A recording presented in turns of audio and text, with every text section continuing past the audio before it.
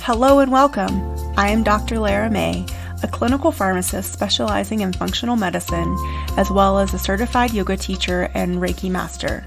I run a truly integrative health coaching practice, encompassing functional medicine lab testing, yoga and meditation, and a sprinkling of Reiki energy medicine. Join me here on Light Body Radio to break through your health plateau and come into alignment with your natural vitality.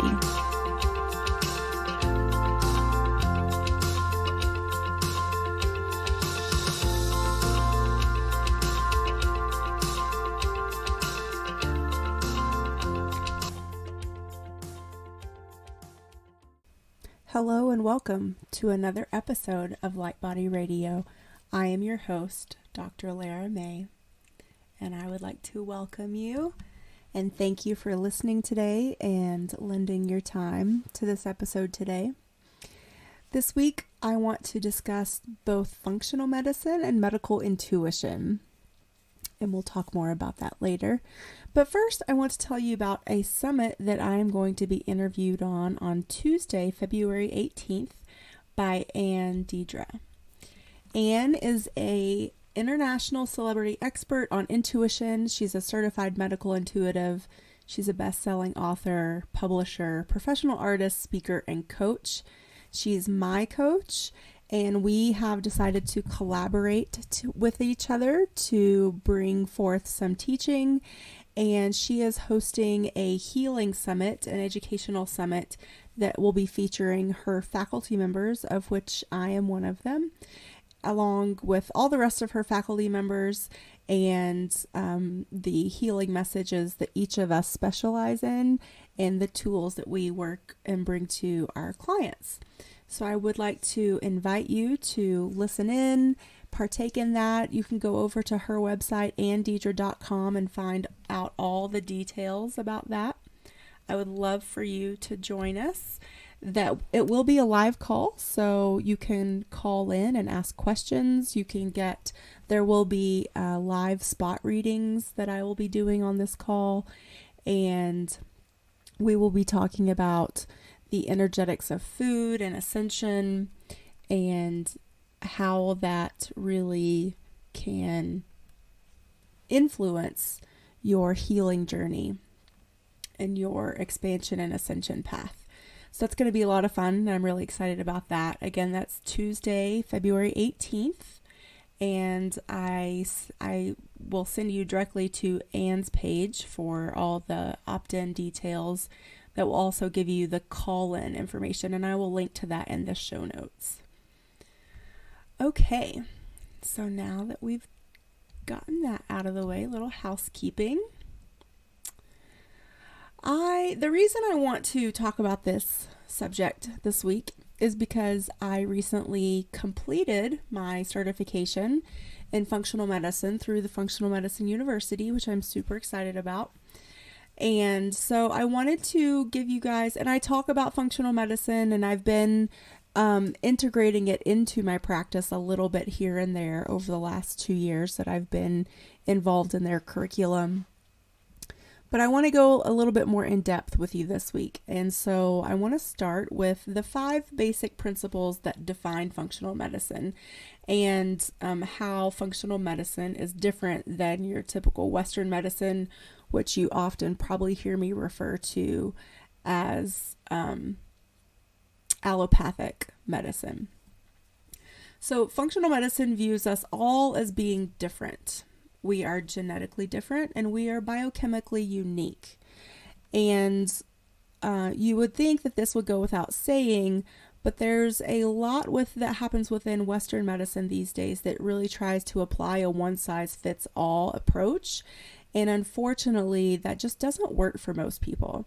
And so functional medicine is really a personalized approach, and we treat the individual, not the disease. And you will hear, that tenet in Western medicine as well. But really what that means is you come in, we look at your labs, we give you a label of a disease state, and then we treat you the same way we would treat anyone else with that disease state, the same drugs, the same approach. So with functional medicine, we don't do that. And within functional medicine, we look for things that will support the normal healing mechanisms of the body naturally rather than attacking the disease directly. So this is also different. And, if we gave our body all the tools that it needed, it can and it does heal itself. Our bodies are amazing, and they want to be in a natural state of homeostasis, in a natural state of health and well-being. And so a lot of times when we're not feeling well or working through a disease state, we're out of that homeostatic field or state. And so giving the body its tools that it needs to restore all those normal healing mechanisms is one of the things that functional medicine does. Also, sometimes you'll hear Western medicine practitioners saying that functional medicine is woo-woo, or it's not based on any evidence or any science. And that's just not true. There are mountains and mountains of science that is not acknowledged in Western medicine, and a lot of times the information that we do get in Western medicine is bought and paid for by either big pharma or big food, or the government has its hands in it in some way, shape, or form. And by the government, I mean the FDA or the USDA. So functional medicine is deeply science-based. It is deeply research-based. It's just not bought and paid for by the big money that exists within the United States.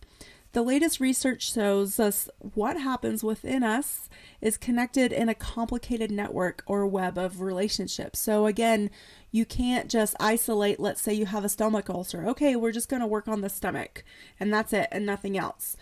We now know about the microbiome, for example, and how connected the microbiome is with every other aspect of our body, even our brains. Now we know that most of our neurotransmitters, they're made in the gut and they're transported to the brain. So understanding these relationships allows us to see deep into the functioning of the body, hence the name functional medicine. Also in functional medicine, we see your body as intelligent and that has the capacity for self-regulation. And with this, and expresses itself through a dynamic balance of all of your body systems. So again, we're looking to restore that balance. We are looking to see where it's out of balance and how we can help that source of dis-ease come back into ease and balance and alignment.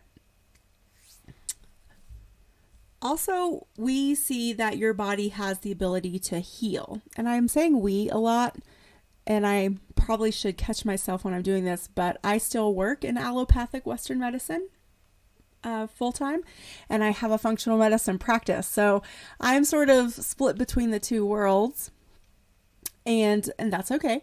But so sometimes if I say we as Western medicine, I apologize because I still see myself as part of that field. But also I am branching out and venturing into functional medicine in my private practice. And that is where my passion lies.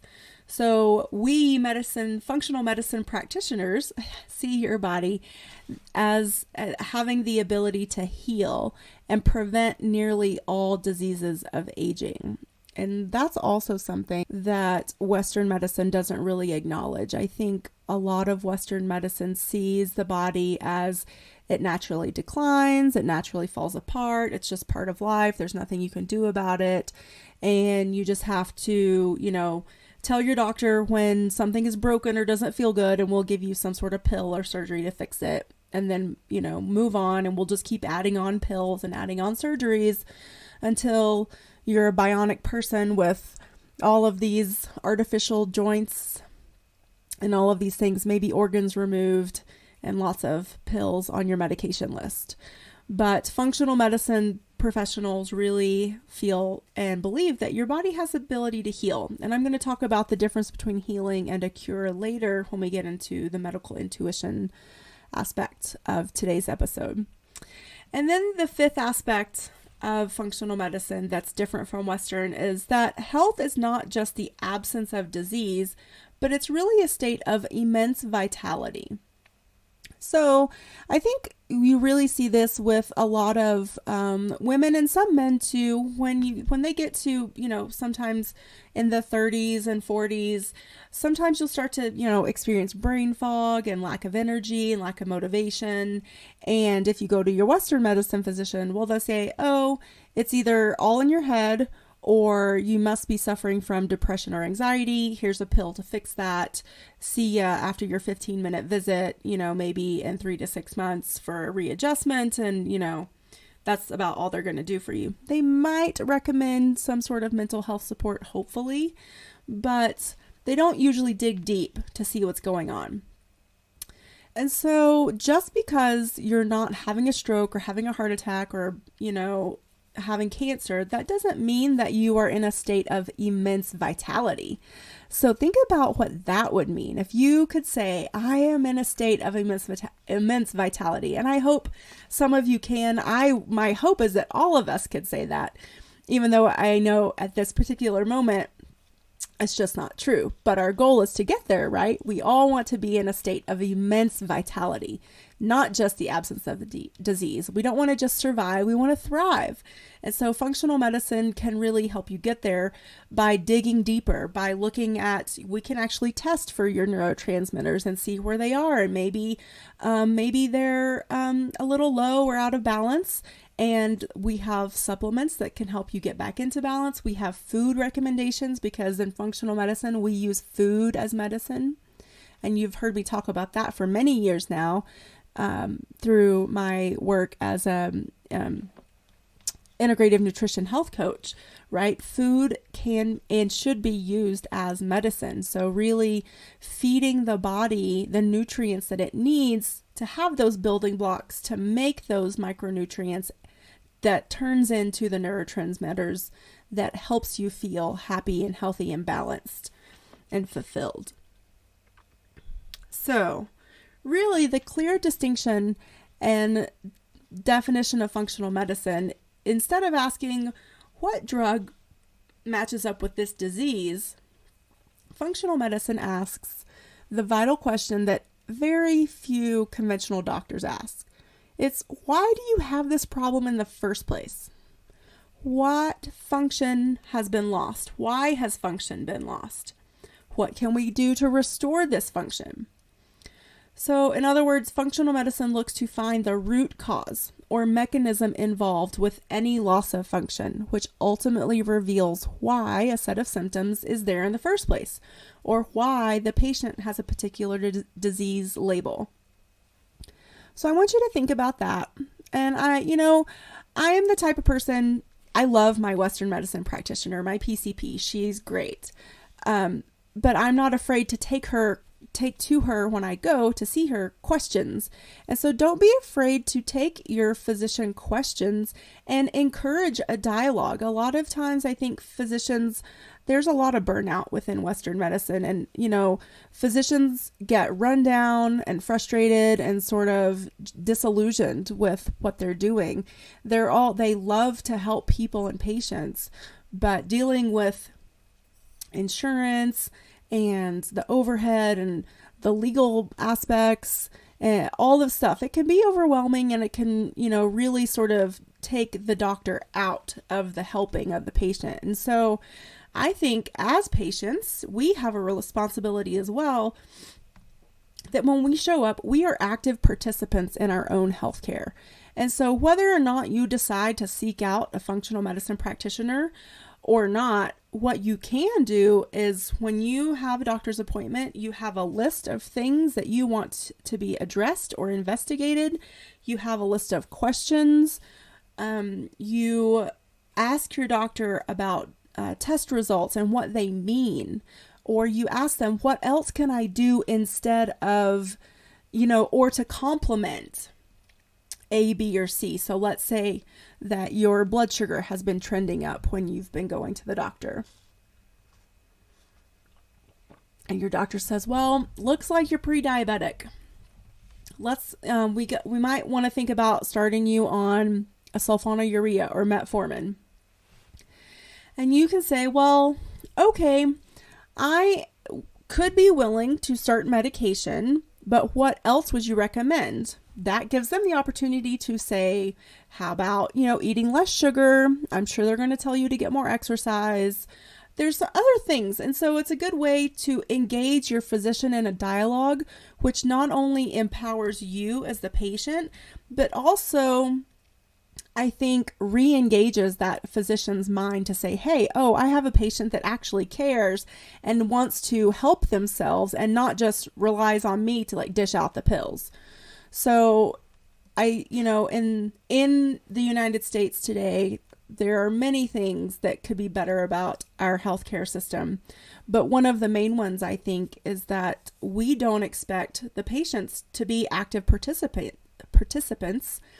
And I think we're sort of missing a connection there.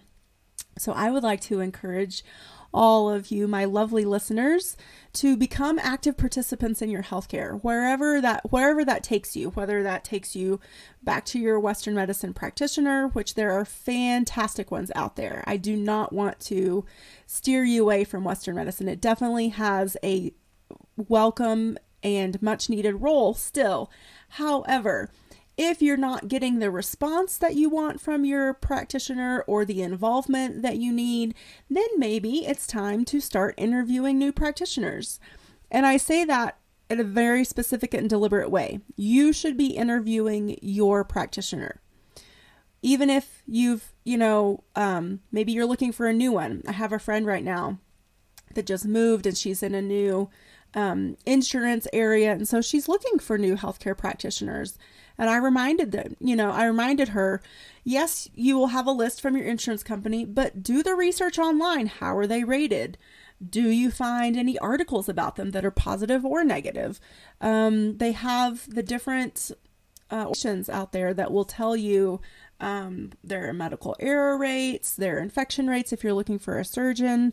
There's so much information now that you can gather about your physician. Don't be afraid to do that. And then on your first visit, take that list of questions. Dr. So-and-so, these are my list of concerns. What is your plan to address them? And if it resonates with you, great. If it doesn't, then move on. No love lost. There are plenty of patients and doctors to be matched up together. There is no shortage of either of you. Well, there might actually be some doctor shortages, but that's not the point.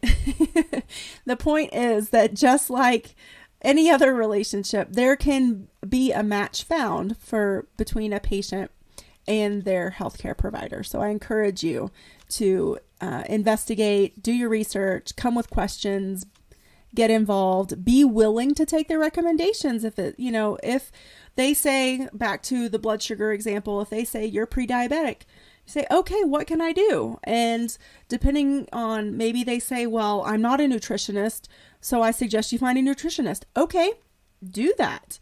If they say exercise more, I would do that too. Being an active participant in your own healthcare requires action. So be prepared to take some action. Okay, so I hope that gives you a better understanding of the difference between functional medicine and allopathic medicine. And now I want to sort of merge into medical intuition. And so a lot of people would say medical intuition is woo-woo. And I don't disagree with them, but I also don't think that's a bad thing. So, what is medical intuition? Medical intuition is the practice of using intuition, or some might even say clairvoyance, but clairvoyance is a very specific word, so I'm not going to say that. So it's the practice of using intuition for medical information.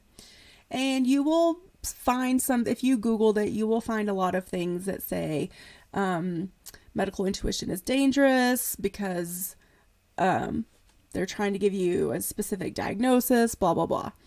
In my personal experience with medical intuition, most people that are seeking medical intuitives out already have a diagnosis, or they've been searching and searching and searching and haven't gotten an answer from Western medicine. And so this is almost a last resort. So when people come to medical intuitives, oftentimes they're not necessarily seeking a cure, but they're seeking healing. And you can have a healing without a cure, and you can be cured without having a healing. And so I would say most of the time in Western medicine, when we have a cure, it is the eliminating of all evidence of disease, but it doesn't necessarily mean that the patient has really changed their behavior, their attitude, their thinking, their approach. And so that also doesn't necessarily mean that it'll prevent that whatever was cured that'll prevent it from coming back. So that's something to keep in mind. So then what is healing? That's an interesting question. And most health conditions are not so easily cured. So really, as patients, when we are looking for a healing, what does that mean? I'm sure you hear me talk about the word healing a lot in all of my content, whether it's written or audio, but it's a really interesting topic. The dictionary defines healing as the process of making or becoming sound or healthy again. That's all well and good, but what does it really mean? What does it mean to you if you think about it for a minute? What does healing versus curing mean? What does that look like? Honestly, it's probably more of like a feeling, because let's think about someone with a terminal disease of some sort. They can go through a healing and not be cured. So a healing really is more of like a shift in energy, a level of acceptance. You can have a healing and a cure together, absolutely. But like I mentioned earlier, most health conditions are not so easily cured. And so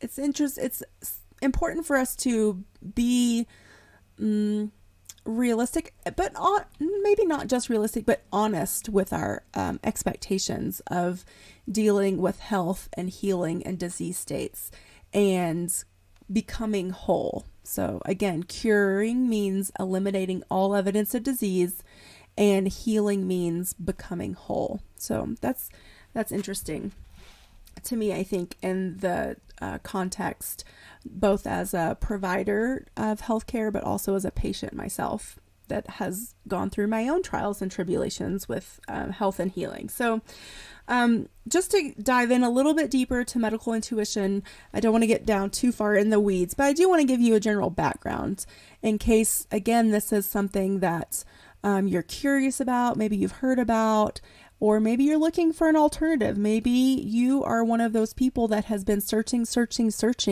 for an answer in Western medicine and you just haven't found it yet.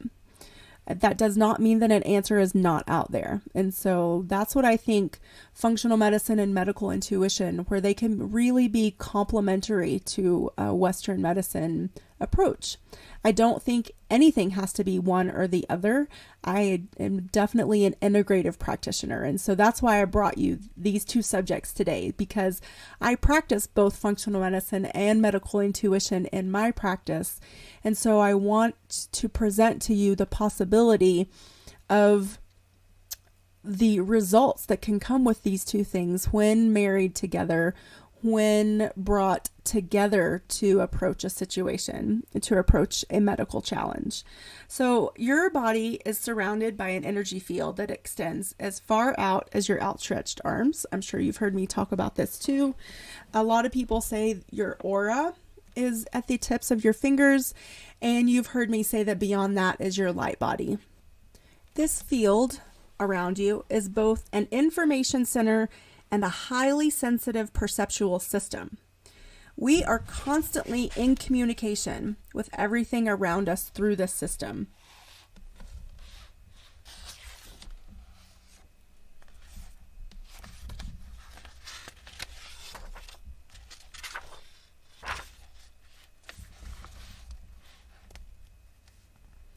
We receive messages from other people's bodies and other people's energy fields.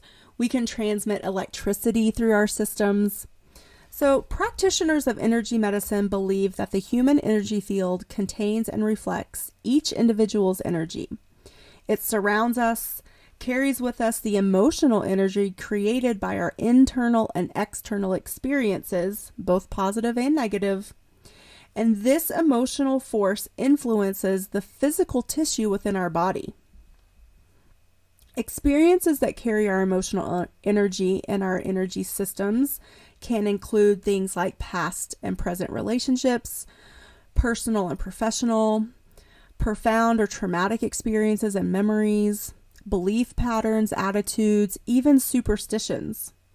The emotions from these experiences become encoded in our biological system and then contribute to the formation of different of our cells and how the signals that they send to each other. And this generates a quality of energy that reflects those emotions. These energy impressions form an energy language, in the words of Carolyn Myss. And this literally carries symbolic and literal information. And this is what the medical intuitive reads or receives when they're tuning in. So I know that can be, again, like I said, some people consider it a little woo-woo, but if you think about any energy medicine practitioner that you've been to see, what do? They tune in. What are they tuning into?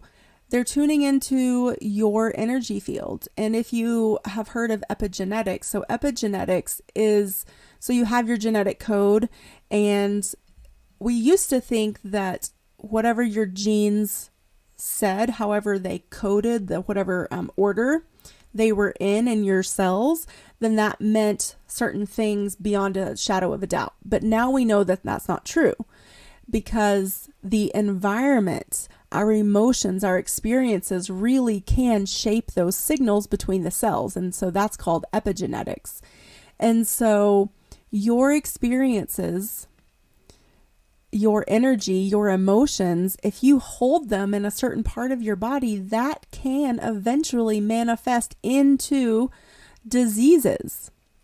And so this is part of the work that I studied with Carolyn Myss, is where are those diseases manifesting in the body, and what is that correlating to in terms of your energetic makeup, your emotional makeup, your